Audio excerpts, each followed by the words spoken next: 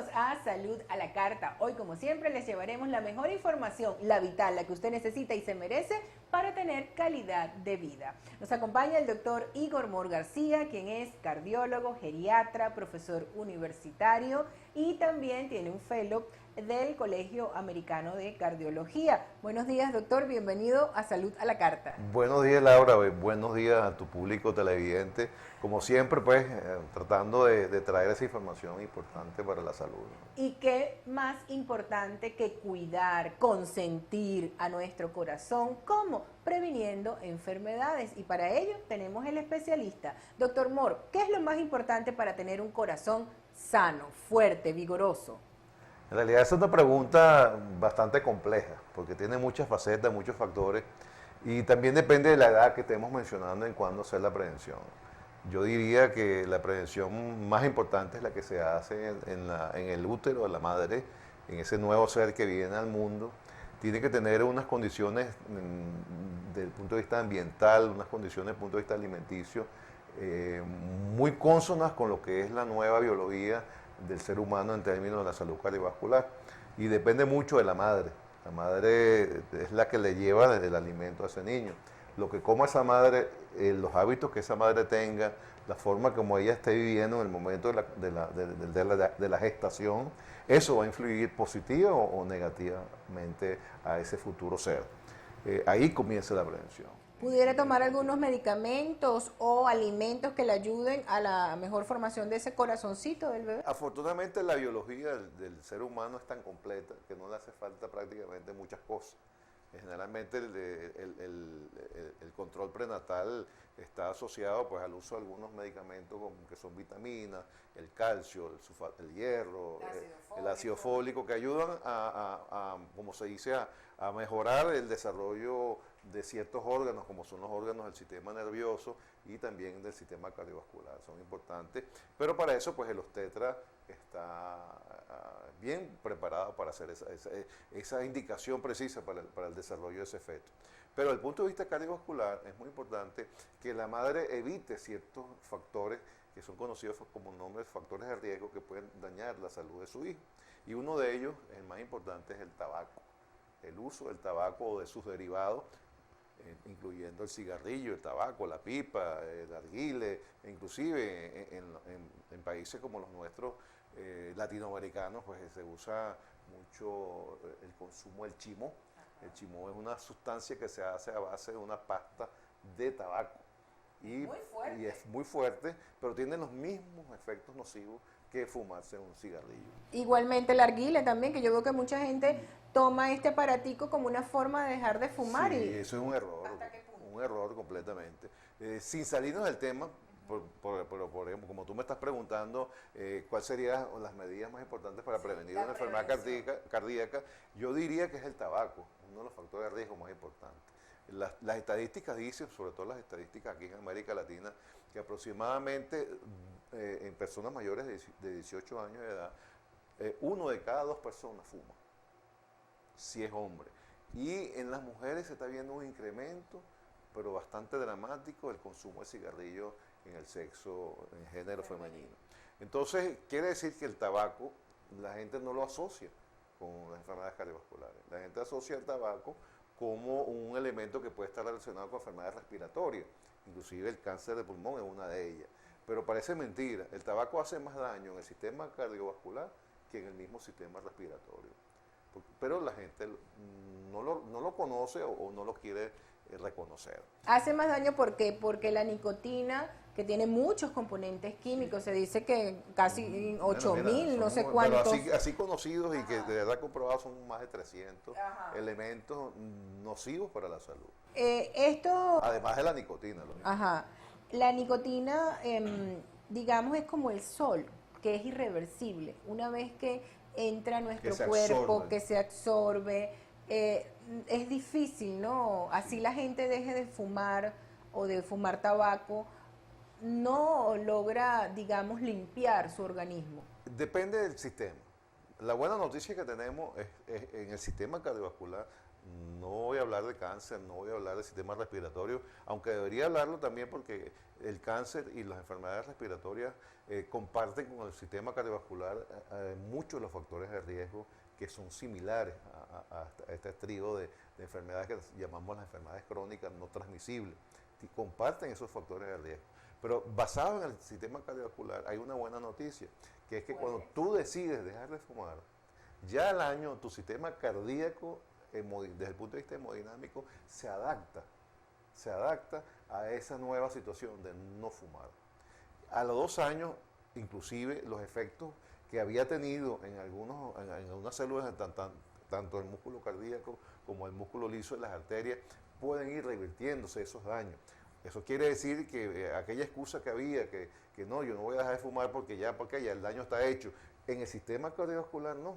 El sistema cardiovascular, en la medida que tú decidas dejar de fumar, en ese momento comienza una cuenta regresiva para tener efectos benéficos en el sentido de ir recuperando poco a poco, y se calcula que más o menos ya a los 4 o 5 años después de haber dejado el vicio, yo no hablo de hábito, esta es una dependencia. El cigarrillo o el consumo de tabaco es una enfermedad, se debe considerarse como una dependencia, así como tú hablas con la dependencia de las drogas, la dependencia del alcohol, así mismo es la dependencia a los derivados del tabaco. Pero, repito, afortunadamente para el sistema cardiovascular sí existe la posibilidad que de 4 a 5 años después de tú haber dejado la dependencia, te comparas igual a una persona que nunca haya fumado.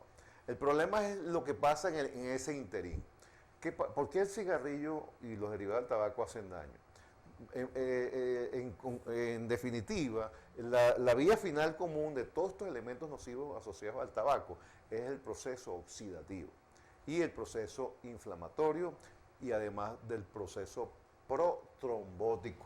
De esos 3 procesos vamos a hablar luego de la pausa publicitaria porque son 3 palabritas muy fuertes, ¿no? De mucho significado para cualquier ser humano y más cuando sabemos que vienen por causa del hábito del tabaquismo o del cigarrillo. Es muy fácil quitarlo, no sé hasta qué punto, hay personas que le cuesta mucho, pero todo está en la voluntad que nosotros le pongamos a esta situación y no esperar el accidente cerebrovascular, no esperar el infarto, no esperar una crisis hipertensiva para dejar de fumar, sino hacerlo por voluntad propia. Bueno, vamos a cumplir con la pausa publicitaria y al regreso continuaremos con más de Salud a la Carta. Recuerde, la información vital, la que usted se merece y la que necesita para tener calidad de vida.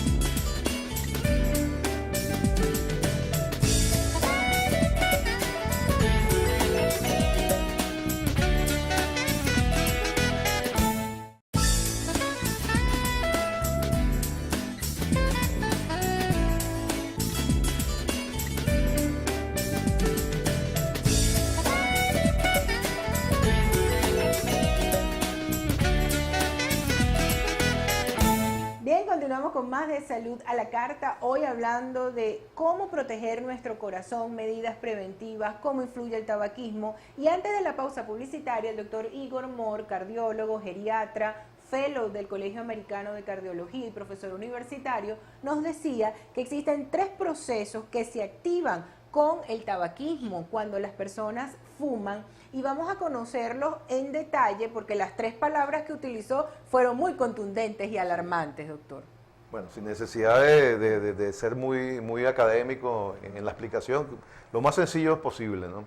El proceso oxidativo, el tabaquismo, la presencia de los efectos nocivos del tabaco, entre ellos el más importante es lógicamente la nicotina, pero también tiene que ver con problemas de intercambio de gases. Normalmente en el aire nosotros tenemos unas grandes cantidades de oxígeno y expelemos hacia el ambiente el CO2 o el anhídrido carbónico, que es el producto de desechos de todo el metabolismo de cualquier célula del cuerpo humano.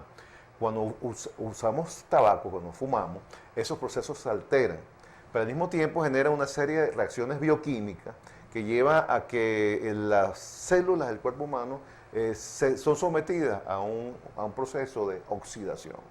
En ese proceso de oxidación hace que lleva cambios en el metabolismo de esas células, y si nos referimos a las células del corazón y a las células del músculo liso que están dentro de las arterias o de las venas, porque también pueden producirse problemas venosos, esas células comienzan a alterarse y lleva a una vía final común, que es que esas células hacen que los vasos se contraigan, y al contraerse los vasos, la luz del vaso se hace más pequeña. Asimismo en la arteria, y asimismo sucede en las venas. Pero además de ese incremento de la contractilidad de la musculatura lisa de ese vaso, viene la exacerbación o el incremento de fenómenos que tienen que ver con la trombosis. La trombosis no es más que la formación de un coágulo en el interior de un vaso. Que es como un taponcito que se va a formar. Que se forma normalmente, nosotros, nuestra naturaleza nos los dio para defendernos de las hemorragias. Pero cuando abusamos del tabaco, este proceso se altera y el cuerpo humano empieza a desarrollar mayor cantidad de células que tienen que ver con la agregación de las plaquetas. Las plaquetas son las células sanguíneas que se aglutinan y taponan cualquier orificio dentro de una arteria. Pero ese mensaje que está enviando el sistema oxidativo incrementado hace que las plaquetas se agreguen más, se peguen, y sustancias como es la fibrina, que es un enlace, que vamos a decir, un cemento, que hace que ese acúmulo de plaquetas, una vez que se han agregado, se pongan más duros, y al ponerse más duros, generan lo que llamamos el coágulo o el trombo. Si ese coágulo o ese trombo produce una oclusión total del vaso, de la luz del vaso, esa circulación en el interior de ese vaso queda completamente abolida. ¿Y cuál sería la consecuencia inmediata de eso? Al no haber circulación, el territorio sanguíneo que ese vaso tiene que irrigar no recibe ni los nutrientes, y sobre todo no recibe la cantidad de oxígeno necesaria para cumplir su función. Y no aumenta también la presión sanguínea. Porque como no puedo pasar por ahí. No hemos tocado eso. Me estoy metiendo solamente un pequeño elemento, que es la trombosis y la oxidación. Y ya vamos a hablar de hipertensión. Entonces, si ese órgano es el corazón, la consecuencia es el infarto. Si ese órgano es el cerebro, la consecuencia sería una isquemia o un infarto cerebral. Si ese órgano es el riñón, entonces entramos en fallas renales agudas, que para que ustedes tengan la idea más o menos de la consecuencia final de una falla renal aguda, que no es más que la diálisis o la hemodiálisis. Usted va a una unidad de hemodiálisis actualmente, por lo menos en Venezuela, de cada 3 personas que están recibiendo diálisis, una de ellas es hipertensa, la otra es diabética, y la otra parte son diabéticos hipertensos. Entonces fíjate cómo se van juntando todos estos factores de riesgo. Y muchos de ellos fuman. Entonces, la consecuencia, dependiendo del órgano que es afectado, las consecuencias van a hacer trastornan la función de ese órgano. Por ejemplo, vemos muchos casos de problemas de ceguera. Sí. Porque una persona queda ciega en un accidente cerebrovascular o una crisis hipertensiva o un proceso trombótico. Porque es que el ojo es un órgano sumamente vascularizado, tiene muchos vasos. Y si esos vasos se tapan, la zona del ojo que va a ser afectada en primera instancia es la retina. Y la retina es el sitio donde se forma la imagen. Entonces tú te puedes imaginar una trombosis de la arteria central de la retina. ¿Cuál es la consecuencia? Es la ceguera. ¿Y quién se la produjo? Bueno, la hipertensión igualito, los mismos factores de riesgo. La hipertensión, la diabetes, el tabaquismo.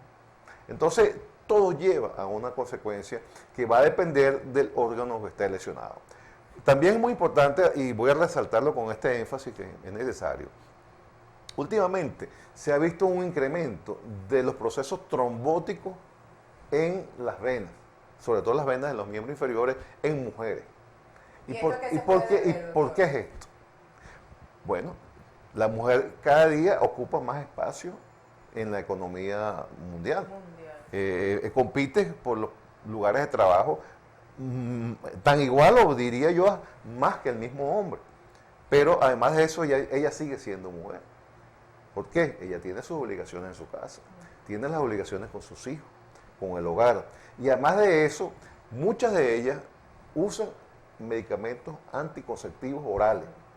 Y sabemos nosotros que existe un incremento cuando usted utiliza medicamentos anticonceptivos orales con altos contenidos en estrógenos, existe un incremento de las trombosis. Y si fuman, peor. Peor. Entonces, la mujer generalmente está fumando más, está trabajando beben más, tienen una vida más competitiva. Está más tiempo de pie también. Y está, exactamente. Y usa tacones. Y usa tacones. Entonces, que no le ayudan en nada. Todas las cosas negativas y van con la consecuencia de que va a tener un cuadro trombótico en los miembros inferiores. Pero eso no es nada, no pasa, ok, está bien, no pasa, tiene una trombosis, está bien. Pero si ese coágulo viaja, se desprende de una vena profunda del miembro inferior, ¿hacia dónde va? Ese va hacia el pulmón. Y tenemos entonces los grandes casos de problemas de trombosis, tromboembolismos pulmonares, que si es masivo ese coágulo, puede llevar a la muerte inmediatamente. En el acto. Muerte súbita. Y por eso que estamos viendo el incremento de muertes súbitas en muchas mujeres por embolismo pulmonar.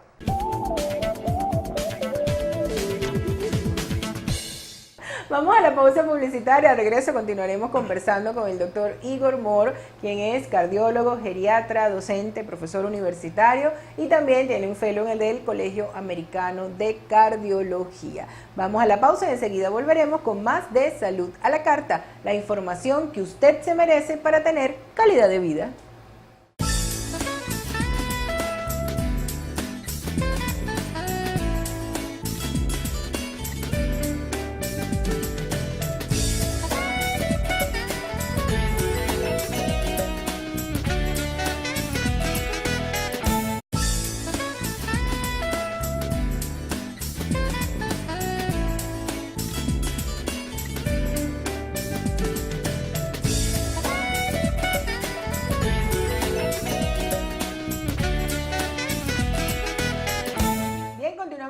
De Salud a la Carta, la información que usted se merece para tener calidad de vida. Hoy hablando sobre cómo prevenir enfermedades cardiovasculares, ya el doctor Igor Mor, cardiólogo, geriatra, nos explicó los procesos que se desarrollan ante un proceso donde, digamos, el tabaquismo incide directamente sobre la irrigación sanguínea, porque se van formando las placas, los ateromas y todas esas cosas que van taponeando la arteria.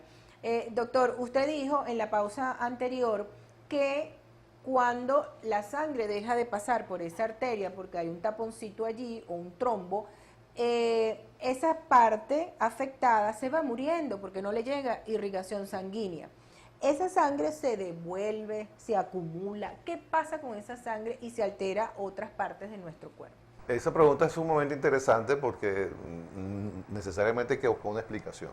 Eso va a depender del órgano. Por ejemplo, se dice que el corazón él tiene una vascularización que es terminal. Terminal quiere decir que el vaso llega y se queda ahí.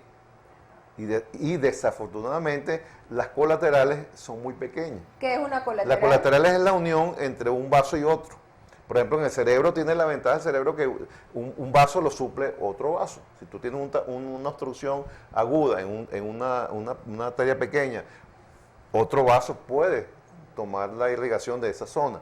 Y afortunadamente eso hace que los infartos cerebrales no sean tan frecuentes como los infartos miocárdicos. Si nosotros tuviésemos buenas colaterales, los infartos en el corazón serían en menores cantidades. Yo digo que eso fue un error de diseño. Yo creo que, porque fíjate la ironía del corazón, ¿no? El corazón es el órgano que bombea la sangre de todo el cuerpo. Pero él necesita su propia sangre, porque él tiene un tejido que nutrir. Y le llega la sangre por 2 arterias nada más. A mí me parece muy injusto. Es poco. Es muy poco. Para lo importante que es el corazón. Para lo importante que es el corazón, que le llegue la sangre por 2 arterias nada más, me parece que es injusto. Yo creo que hay un error de diseño o a propósito. Porque si tuviéramos 4 arterias, de repente no vamos a vivir 100 años, vamos a vivir 200 años. Porque por ahí dicen que uno vive de acuerdo al estado de la salud de tus arterias. Tú tendrás más vida y serás más joven mientras tú tengas unas arterias más jóvenes y más sanas. Entonces, ¿cuál es el objetivo? mantener esas arterias sanas. Y en el corazón, lamentablemente, que tiene apenas 2 arterias, hay que cuidarlas. ¿Y cómo las cuida? Bueno, lo que estamos hablando anteriormente. 0 cigarros, ¿okay? 0 grasa. 0 elementos grasosos que te pueden incrementar algunos valores de algunas, porque no todas las grasas son malas. No todas son malas. Porque fíjate, las hormonas sexuales son grasas. Dependen del colesterol para tener hormonas sexuales. Pero ¿cuánta cantidad de colesterol? Mínimo. Muy poca cantidad de colesterol. En cambio, nosotros cuando comemos exceso de grasa, una de las fuentes de grasa más importantes que tenemos los seres humanos es la leche. Porque la gente dice, no, que yo no como cochino. Bueno, la verdad que sí, la gente no come cochino todos los días. No, que el corte de mi carne es magro. No, yo le quito la parte. Pero la gente no piensa que la principal fuente de grasa es la leche. Y toma café con y leche. Tomas café con leche, comes queso, comes yogur, mantequilla, comes mayonesa, mantequilla. comes yogur. La cantidad de leche que un ser humano se mete es tal que toda esa cantidad de grasa que tú manejas desde el punto de vista metabólico en el interior de tu cuerpo proviene de la leche. Entonces yo digo, el problema está en que dejen la leche de los becerros. Y porque el humano necesita leche, pero de su mamá. Porque si no fuéramos hijos de una vaca. Y la otra paradoja es que la vaca que produce leche, ella se alimenta es de pasto, de hierba. Y no de que carne. nosotros deberíamos comer es más vegetales. Entonces ahí hay un problemita en términos de tipo de alimentos que consumimos. Yo creo que el exceso de lácteos hay que vigilarlo. Bueno, la leche está entre uno de los 5 elementos blancos perjudiciales al cuerpo, porque en un principio de la vida puede hacernos falta. En pero la ya después niñez, no. lógicamente, La niñez es en el vital, desarrollo pero óseo. ya después que estamos bien formaditos, con una buena osamenta y con nuestros requerimientos de calcio Déjense del adecuados, becerro. ya hay que ir apartando la leche. Entonces, ese tipo de grasa, inclusive recientemente se cambió las guías internacionales de alimentación en términos de eso, se ha sido más flexible en el uso del huevo, por ejemplo, en las nuevas guías. Pero en los lácteos tiene la cuestión de que existe mucha cantidad de colesterol. Y sobre todo colesterol de las LDL, que es el colesterol que llama la gente malo, en contraposición de la ¿Ese qué HDL. síntomas produce, por ejemplo? En realidad, todas estas cosas son asintomáticas. Porque, por ejemplo, la gente dice, yo tengo mareo, creo que tengo el colesterol alto. Y uno lo va viendo, bueno, de repente a lo mejor sí, pero no es un síntoma típico. Tú puedes cursar toda tu vida sin ningún síntoma y resulta que tienes todas las arterias tapadas. Y cuando te vino el problema, en el caso del corazón, tuviste tu infarto, bueno, mira, él se veía también rozagante, robusto, buena salud, resulta que tenía todas las arterias tapadas y se muere de forma súbita. ¿Y qué examen nosotros deberíamos hacernos, doctor, para prevenir o por lo menos ver cómo están nuestras arterias? Sí, lo importante, yo diría que tienes que tener un médico de familia al cual de cabecera al cual tú debes consultar y dejar la consulta al cardiólogo para cosas más específicas, ¿no? Entonces, vigila tu tensión arterial, vigila tu peso, no fumes, mantén los niveles de glucosa y glicemia dentro de los valores normales, mantén tus niveles de colesterol y triglicéridos y de las lipoproteínas que transportan estas grasas en condiciones normales, ten una vida tranquila, hacer como dicen algunos maestros que vienen del confucianismo y del budaísmo, que dice que el éxito para vivir más de 100 años es tener los pies calientes y la cabeza fría. Eso quiere decir, deja la pensadera, no te preocupes tanto, haz más ejercicio, mantén un peso adecuado y aliméntate bien. Bueno, muchísimas gracias al doctor Igor Mor, cardiólogo, geriatra, profesor universitario, por habernos acompañado con fellow del Colegio Americano de Cardiología. Que tengan un feliz fin de semana, feliz día y por supuesto nos vemos en otra entrega de Salud a la Carta, la información que usted se merece para tener calidad de vida.